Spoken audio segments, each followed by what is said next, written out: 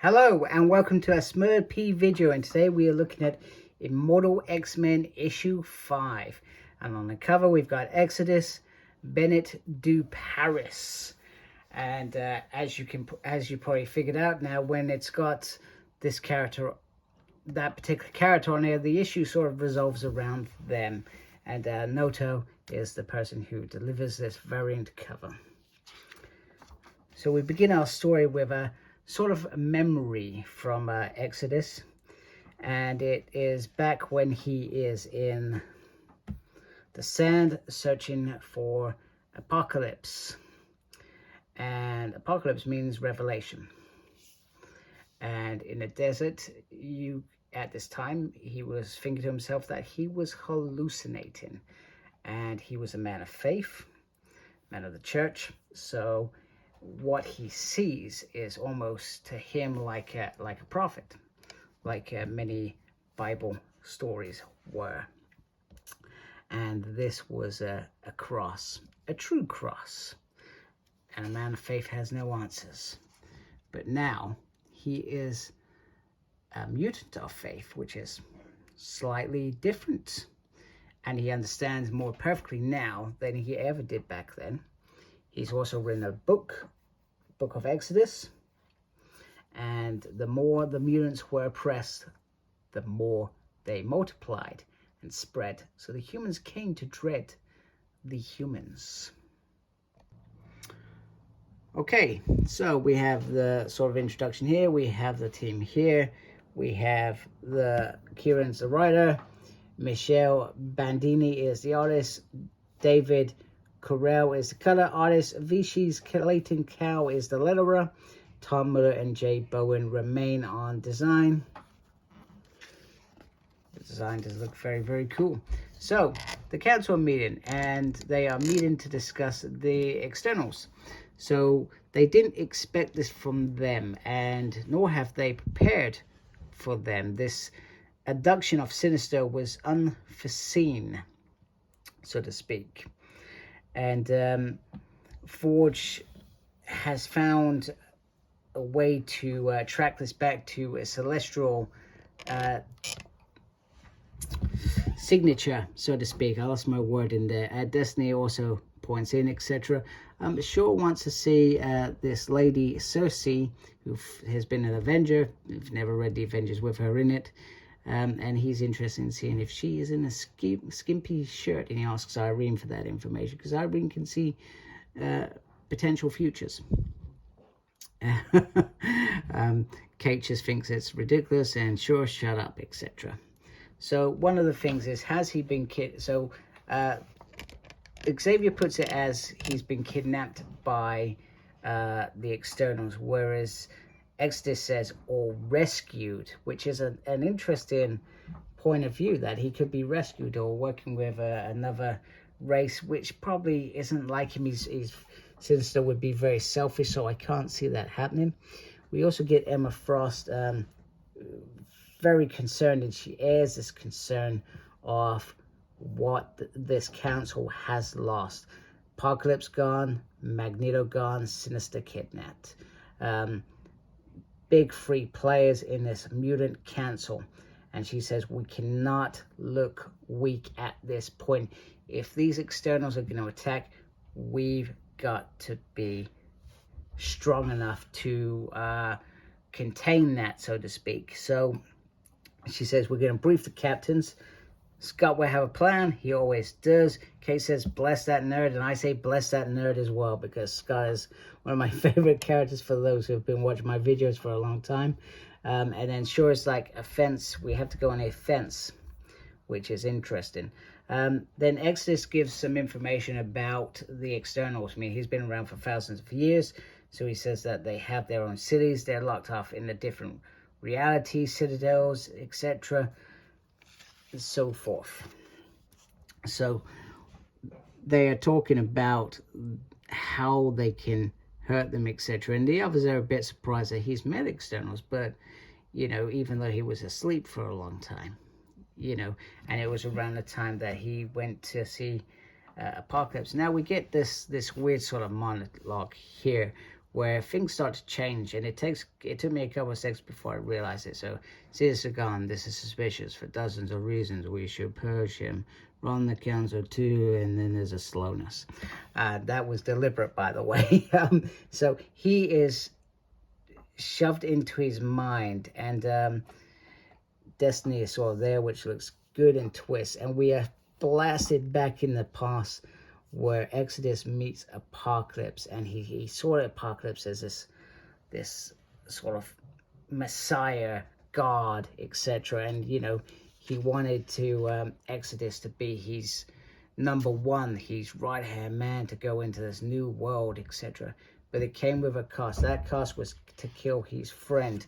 Now, for those who don't know, there was a mini-series with Apocalypse, Exodus, and the Black Knight. I can't pretend to remember what it's called. All I know is that I've read it a very long time ago, and that's about it. And he also refers to when he met this Circe, and he attacked her, and this is how he gained that information earlier that he talked about these externals, etc. He said, she was powerful and he beat her, etc. But she wasn't. She was more a machine than human, very cold, etc. So then when he had his friend, he could have killed his friend, and he didn't. He realized that he was being tested by God. So many stories around God, around tests, etc., about being swayed by the devil, etc., whatever you're being swayed by. And it's like most decisions in life, we get offers, and we get tested in our own right, that each decision has a consequence, etc. And this would have been one of them. So he does not sway, he does not go against it, and he goes up against Apocalypse, who ends up burying Exodus in this fortress for a very long time. So what's happening here is the externals are attacking the council. They're attacking them via Uni-Mind, as it's called, and they are being trapped. All of them are being trapped in their own memories, etc., to try and allow the externals to slip past Krakoa's defenses somewhere else and do what they want to do, which is destroy the Five, destroy this way that mutants have found to live and come back, etc., because they don't think that they should have that power. It's against the evolution that the Celestials and them are meant to preserve, etc. So when he wakes up, he's woken up by Apocalypse, and he was taken out into the world by Magneto. Sorry, got completely sidetracked with Apocalypse on the brain, clearly. So he's first brought out by Magneto, and he thought he was a mutant prophet. So he fought him for a long time, and he starts talking about an anti-pope. So if there's two popes, one will be supported by the church. That's the real pope. And if there's another pope, he will be considered the anti-pope, etc. And the church could flip tomorrow, and all these things could become anti-popes and vice versa, etc. It's really weird. And something that I don't fully understand. I'll be quite open and honest. I don't understand it fully. But anyway, it leads to this revelation about Magneto when they will find the X-Men, is that an X is actually a cross upside down. And Magneto was lost to him time and time again, and he realized that he wasn't the Messiah, but Hope is the Messiah that he should be supporting now. And by Hope, well, lucky for Hope, Wolverine clearly taking some wounds in there, saved the day, I guess. So apparently Egg is killed. I still can't believe he's called Egg, but Egg has been killed, and I'm not sure how much that breaks the chain, especially with what Wanda did in the trial of Magneto. I'm not sure how different that makes things. So they're being attacked, and they want to kill them, etc. So Xavier's putting up defense. He's put up the defense, and Emma says, right, we're going to go on the offense. So Hope, gear up to Exodus's powers, because Exodus, I think he's the more powerful psychic out of the two. don't quote me on that. I could be wrong.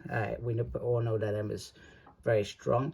So they are going on the offenses, and he becomes a knight to do this. So he has a sort of like an ice shield and a fiery sword, etc., with a little phoenix on there, which I thought was pretty darn cool, etc. And what great timing it is for a knight to fight a dragon, etc. So they got this sort of engagement plan. So the Unimind is there, and he's going in low. I was looking at this, I think, well, actually, that doesn't make sense for them going in and attack when you have Xavier down here doing defense, and that looks like a strategy for the whole thing. Anyway, they go on this attack, and it leads here, and then you get Exodus reminiscent around the time that all mutants were gone, via the Scarlet Witch, etc. However, through hope, they were reborn. And they were reborn because she was the first mutant to come back, and that phoenix came back to them. She returned, and the people started coming back. And he will never bend because of these things. And he flies through what looks like a sun, I guess. You know, it's psychic war. These things get a little bit confusing. Anyway, they come out of it, and they've kicked their teeth, etc. And Hope says some crazy words, and Emma reminds everybody, which is fantastic, that she was raised in wastelands, drinking urinal recycled, etc., you know, which perhaps is true. I don't know how Cable managed to get water, etc., in some of those hard times, so maybe that's not such an unfair thing. So so the externals have gone off to regroup, and now it's time to start getting back into the mix, etc. And Destiny says they'll be back, and Hope says we'll be ready for them. So what turns up is a great voice talking out to the world, and they are big, these Celestials, and they are scary, etc. And then Hope says, well, you know, maybe I'm not ready for them. And he says, well, you can retire safely, and you're an inspiration, etc. And, you know, but they're dragons, Hope. And after she says what you can do, he's going to go do what he does best. Because you know what? To the mutants now, he is the Pope. That's the way he looks at him. He is the Pope for mutants. He is the Rock. That's what he does. As he goes firing into this creature up here. He is the Rock in the hand of Cain. So yeah, a pretty cool issue. I'm not going to pretend that some things didn't go in my head, because a few things did, as you probably told when I was talking. But I really enjoyed it. They could have really done what, and it irks me because Jerry's been so consistent on X-Men. And when I read that tie-in, I thought, what on earth is this? You know, whereas this felt so much better. It was still character driven. It was still around these characters, etc. I think the bit with the X-Men bit was the character driven part was gone. It was gone. It was about this event, and they were just all in it for the sake of it. Whereas this was still character driven. We still got into Exodus' head. We still saw development in relationships there, and how the council has been weakened with the loss of some powerful members, etc., and being replaced by a different type of member. You know, you got Destiny sitting in Apocalypse's seat, for example. Destiny sees the future, whereas Apocalypse was very knowledgeable, very powerful, and would have, you know, people would fear that. Whereas Destiny, would you fear Destiny? Perhaps not. Yes, she can see the different futures, and perhaps she could elude you, etc., and trick you. But I'm not so sure that she would achieve the same goals. Anyway, I hope you like my video. This is a great issue. I'm looking forward to issue 6. I'm hoping to be more on the ball going forward in terms of reviews and not waiting so long. So with this series in particular, I know that I've been way behind. So if you haven't already, please support my channel by subscribing. I really appreciate that. Thank you to everybody that does subscribe. Please look after yourself, very important. And as always, embrace the geekiness. Take care. Goodbye.